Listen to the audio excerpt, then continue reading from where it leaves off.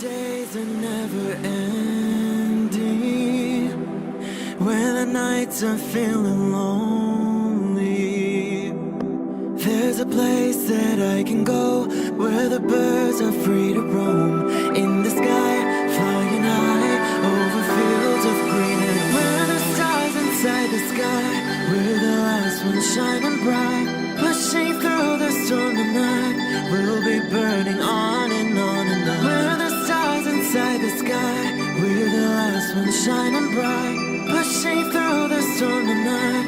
We'll be burning on and on and on.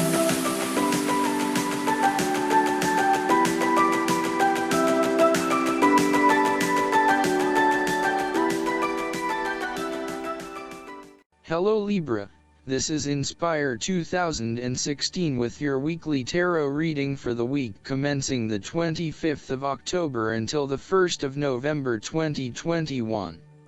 The first card for you is representing, how do you feel about yourself? Your card is the Nine of Cups. You are feeling happy in all areas of your life such as health, finances, work, luck, love, or relationships. This is your wish card, as its appearance is often taken as a sign that, whatever your heart's desire, it shall be granted in the coming days or weeks. Know that you have paved our own way on the path to success. As a Cups card, the 9 usually refers to an emotionally fulfilling situation, such as the strengthening of a romantic bond, the solidification of a friendship, or the consummation of a sexual relationship. It shows that joy and happiness are within your grasp. In fact, you probably already have them. It is a sign to enjoy the abundance of life and to feel each of your emotions as if you had never felt any of them before. See the perfection all around you. The Nine of Cups is also about counting your blessings, living in the moment, and enjoying the good things that life has to offer. Start or end every day by creating a mental list of the 3 things you are most grateful for. You will find that over time, you indeed have a lot to be happy about, and it may increase your feeling of deep contentment and fulfillment. The Nine of Cups represents stability and advancement. This card signals delight and pleasure, contentment with what you have accomplished so far, and forms a steady foundation for the future. Your worries are all in the past and you can look forward to a bright future. The man in the Nine of Cups also appears to have a certain smug look on his face. Indulge yourself in knowing that you have worked hard to get here and you have achieved the results you had hoped for. The second card for you is representing, what do you want most right now? Your card is the Ten of Wands. What do you want most right now is the completion of a cycle after a period of struggle. You are finally reaping your rewards after investing a lot of hard work and effort. You have fulfilled a creative venture, realized a dream, or accomplished a major goal, and now must deal with the consequences of that fulfillment. However, even with the achievement of your goal, there comes with it great responsibilities and commitments. While you have reached a point of completion, you are becoming starkly aware that you must now carry on with the responsibilities you have laid out for yourself, in order to ensure ongoing success. The trouble is, however, that these responsibilities may become too much to bear and you are struggling to let go. It is a bit like the business owner who creates a flourishing business but who is unprepared to delegate some of his/her responsibilities to the staff, and ends up working 70 to 80 hours a week. The inspiration and creativity that was associated with the initial goal or vision rapidly disappears, and everything becomes hard work all too quickly. Thus, it is incredibly important to let go of or delegate some of your responsibilities in order to free you up to still enjoy life. This is a reminder of how much we take on in our lives and all the extra burdens and responsibilities we weigh ourselves down with. We take on so much, trying to do all the things that need to be done. Thus, this card asks you to stop and examine your current lifestyle or work. Assess which activities or tasks are really urgent or really important, particularly in relation to your broader goals. You may need to employ various time management or prioritization methods in order to determine where best to spend your time and which tasks you can drop. Your goal needs to be greater efficiency, whilst also freeing yourself up for rest and relaxation when you need it. This card can also mean that you are being oppressed by outside sources. You are overworked, overtired and overstimulated. You have more on your plate than you can possibly handle, and you have taken on too much at this point in time.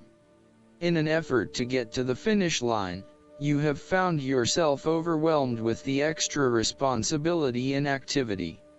You need to stop working so hard. If you cannot stop, then conserve your energy and pace yourself. When you are overcommitted, everything becomes a strain. The third card for you is representing your fears. Your card is the Ace of Pentacles. You are afraid that a financial opportunity may fall through. The opportunity may be a pay rise, a new job, a loan, etc. Additionally, you need to be very careful about what you can and cannot afford. Do not get in over your head and take on a mortgage that requires huge monthly repayments. Do not rely on the promise of a financial opportunity in the future, e.g. a pay rise or a gift. Allow some fat in your budgeting in case you are without employment at any time or have a large and unexpected financial outlay. Similarly, the Ace of Pentacles indicates a time when you try to manifest your goals but you do not get very far along due to delays and other impediments to your plans. If your success is limited, then you may need to reevaluate and modify your plans and proposed approach. Your goals may also need to be realigned to something more realistic. Financial or other professional advice may be needed to help you get back on track. This card can also indicate corruption, greed, and taking what one has not earned. Be careful that you are not being overly opportunistic and exploiting others as you strive towards higher profits and earnings. You may also be blinded by an obsession for greater financial accumulation and wealth, at the expense of other areas of your life. If you are considering starting a new business or taking up a new job offer, there is a significant risk to success due to lack of planning and foresight. You may overlook the financial details of your business plan, and head into a new idea blindly, without an indication of whether or not there is indeed a market for your services. You may also rush into creating a business, without doing the planning that needs to sit behind it. You need to plan more and have more foresight and consideration into the financial aspects that align to your passions and career interests. The fourth card for you is representing what is going for you. Your card is the Three of Cups. You are open to helping others, which in turn means that others are open to helping you. It is about spending quality time with your loved ones and your friends. It is a very sociable period. You will find a harmonious balance between meeting your commitments and spending quality time with friends and family. This is a great time to let your hair down and indulge yourself a little. You may be particularly drawn to the bar or restaurant scene, indulging in great food, wine, and cocktails. You may also be celebrating something special, such as a birth, engagement, wedding, reunion, or birthday. For the moment, even though life's problems go on, you can take time out to forget about the hassles of the everyday world and enjoy the company of your friends and loved ones. Such respites are often needed before and after periods of high stress, to stop you from getting burned out emotionally or physically. When this card appears and you are experiencing a high level of stress, take some time off to recuperate, and gain the support of friends before returning to reality. More broadly, the Three of Cups indicates the end or conclusion of any problems you have been experiencing, particularly those that relate to your interactions with others.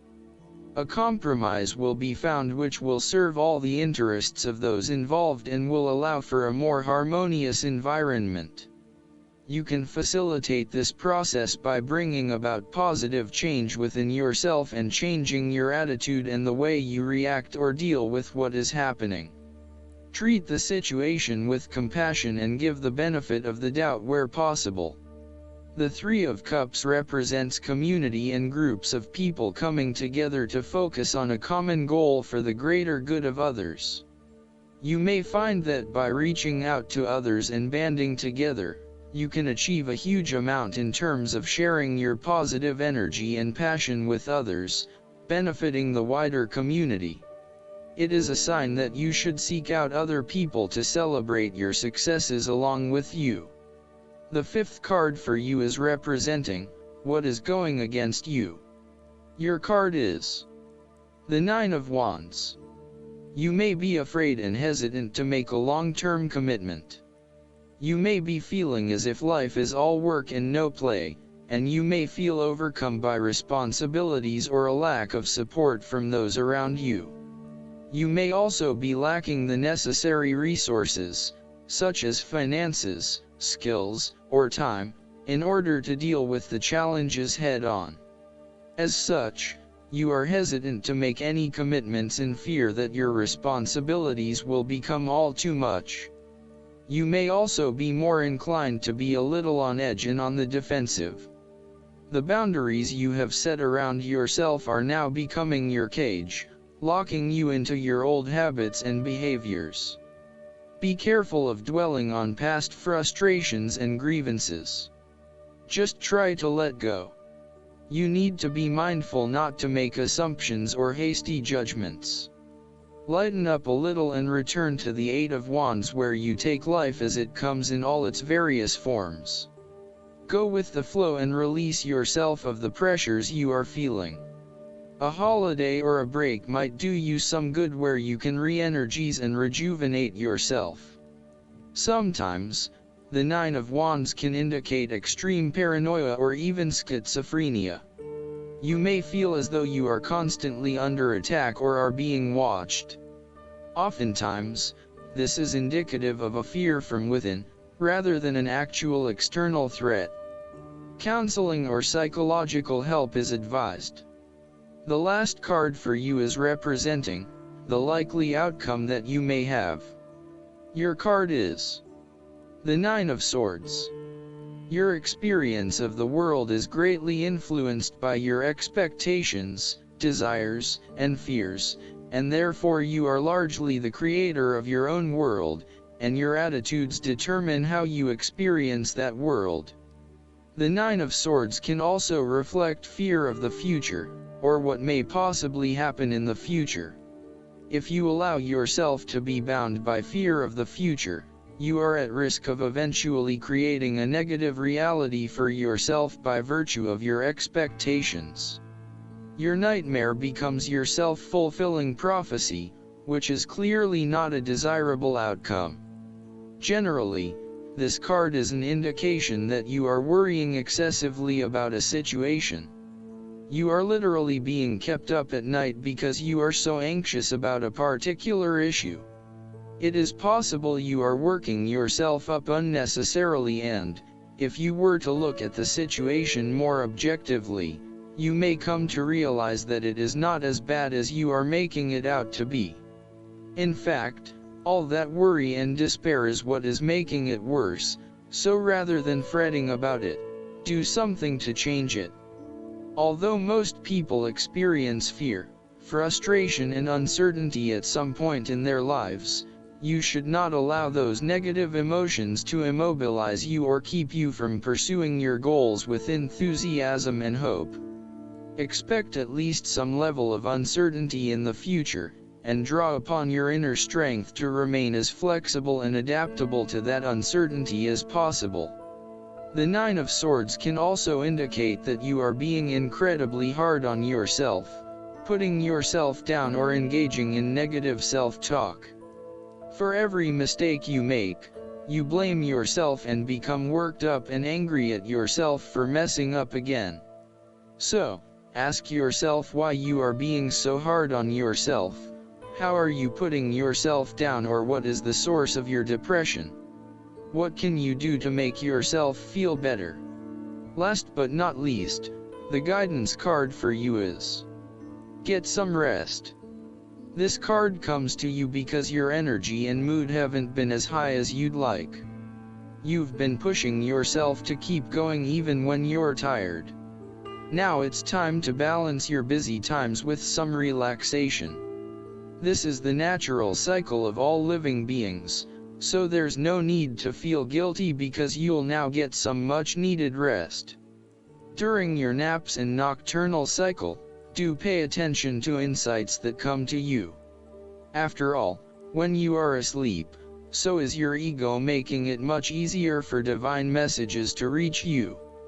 Pay attention to your body's signals, which may call for changes in your diet, lifestyle, and exercise program if you still feel tired and drained after resting. Sometimes seeing a licensed healthcare or mental health professional is the best path to recovering your energy and your enthusiasm for life. I hope that you enjoy everything, and if you like the reading, just please click subscribe and you will get instant notifications every time we publish a new video right to your YouTube. Thanks.